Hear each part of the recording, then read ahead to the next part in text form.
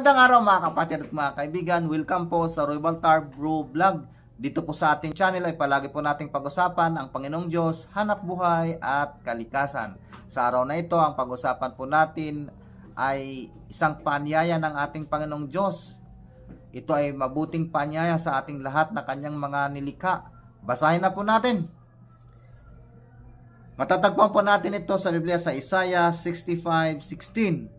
Sino man sa lupain ang nais na pagpalain, doon siya humingi sa Diyos na matapat. At sino man ang gustong mangako sa pangalan ng Diyos na matapat, gawin niya ito.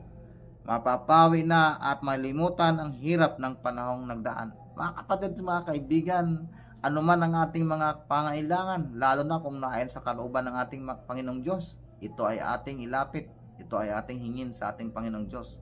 Dahil ang ating Panginoong Diyos handang magbigay ng mabubuting bagay para sa atin. Purihin ang ating Panginoong Diyos magpakailanman. Amen at amen.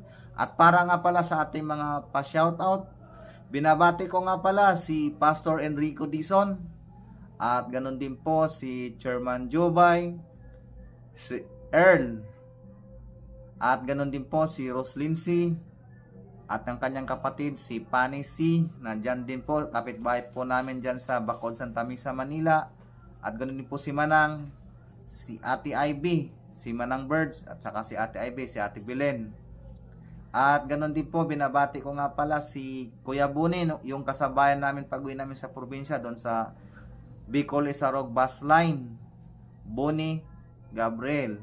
Kumusta po kayo, Kuya Buni? At binabati ko rin po si Kuya Danny Polga at kanyang asawa, si Ate Divina Polga.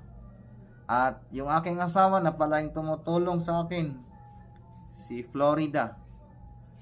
At ganoon din po aking anak. Patuloy po tayong ingatan at samahan ng ating Panginoong Diyos hanggang sa sunod po natin na video. Paalam po.